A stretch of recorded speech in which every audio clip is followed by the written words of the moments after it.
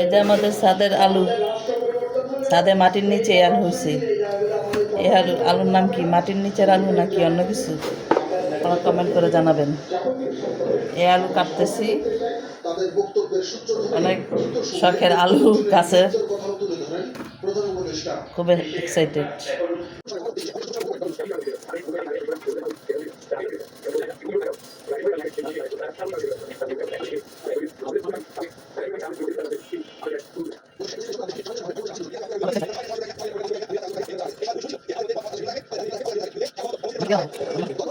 সীমারেখা নির্ধারণ করে দেওয়া আছে আন্তর্জাতিক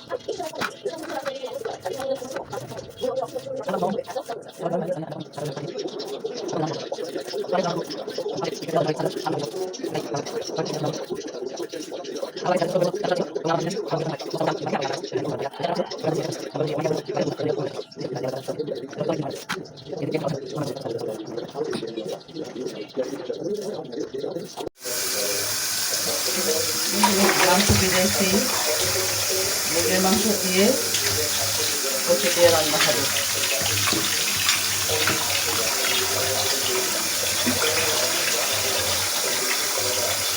পানিগুলো পিছলা পিছলা, ওই যে ইয়া করতে কি বলে এগুলো, সরা কচু আছে না, সরা কচুর মতোই। সরা কচু সিদ্ধ করে পানি ফেলাইতে হয়, এগুলো সিদ্ধ করে পানি ফেলাইতে হবে পিছলা পিছলা।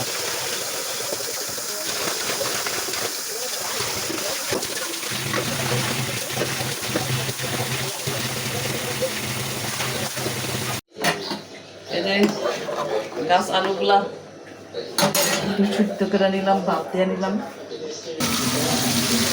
এগুলা কাটার সময় দেই নরম, এত নরম আলু কি এত নরম হয় নাকি? আমি তো কখনো এগুলো ইয়ে করিনি।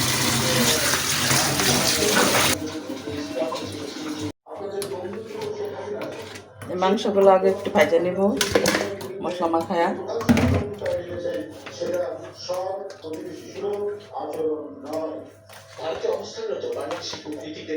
লবণ দিলাম, হলুদ দিলাম, মরিচ দিলাম, আদা রসুন পেস্ট দিলাম।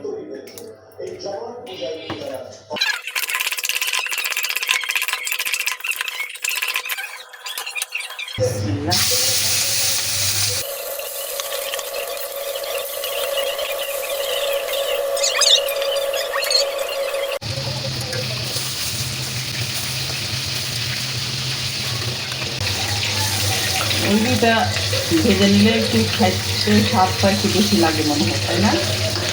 আপনারা মা ভাইজা খাইছেন, তারা ভাইজা দিয়েছেন। বিশেষ করে ফার্মার মুরগিটা সুন্দর করে ভাইজা রান্না করলে ভালো লাগে। বেশিরভাগ অনেকেই রান্না করে খায় ফার্মার মুরগি ভাইজা, কিন্তু আবার অনেকে দেখি একবারে সাদা সাদা ভালো করে কষায় না। ফেসবুকে দেখি আমি অনেকে রান্না করে মানে কষাই না, এই দেয়া লাড়াচাড়া দিয়ে সাদা পানি দেলা দিয়ে দেখি পুরো সাদা। এরকম রান্না কেমন লাগে আপনাদের বলেন? কিছু কিছু মানুষ এরকম রান্না করে। আমি তো নাটা সংসার রান্নাই করতে পারি না।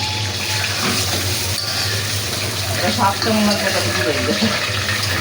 ভিতরে ঠিক মতো মশলা আসে না, ভাজা হয় না, ইয়ে হয় না, এটা পামসা ছাড়া কি লাগবে। ধান চাল ভুষি যার যার খুশি, তারপরে একটু বলা যার ভালো লাগবে সে ভাইজা সুন্দর করে কষা রান্না করবে, যার ভালো লাগবে না সে না কষাই রান্না করে সমস্যা নেই।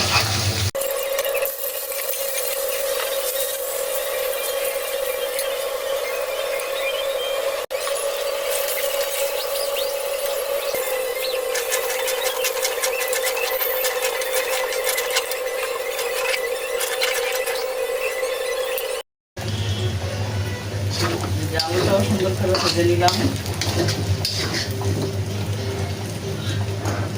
কত সুন্দর ভালো হয়েছে।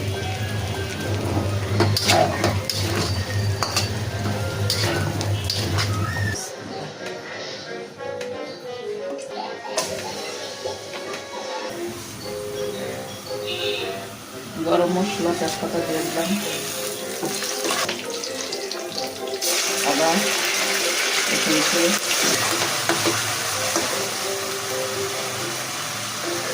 আদা রসুন সুন্দর করে ভাজা হয়ে গেছে। এখন একটু পেঁয়াজ কাটা দিয়ে দিতেছি, 2 চামচ হলুদ, 2 চামচ মরিচ, লবণ, ধনিয়া, তারপরে একটু নাড়াচাড়া, তারপরে একটু পানি,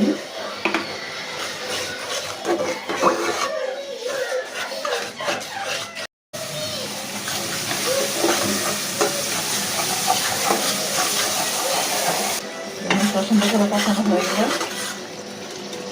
ভাজা মাংসগুলো দিয়ে দিব।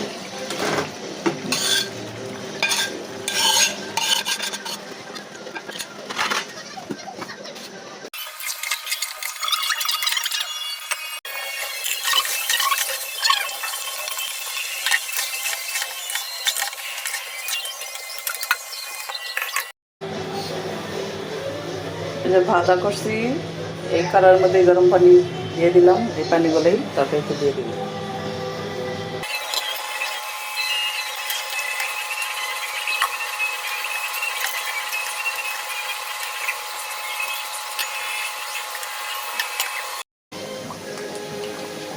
এখন একটু জিরার গুঁড়া দিয়ে দিন, বয়মে জিরা গুঁড়া করে রাখছি, আমার আর দিয়ে জিরার গুঁড়া দিয়ে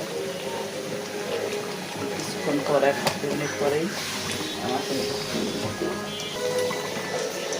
কিছুক্ষণ খোলা রাখলে পানি পানি ভাবটা চলে যায়, তরকারিটা একটু ঘন হয়, টেস্টি হয়। তাই আমি কিছুক্ষণ খোলা রাখি, নামানো রাখি।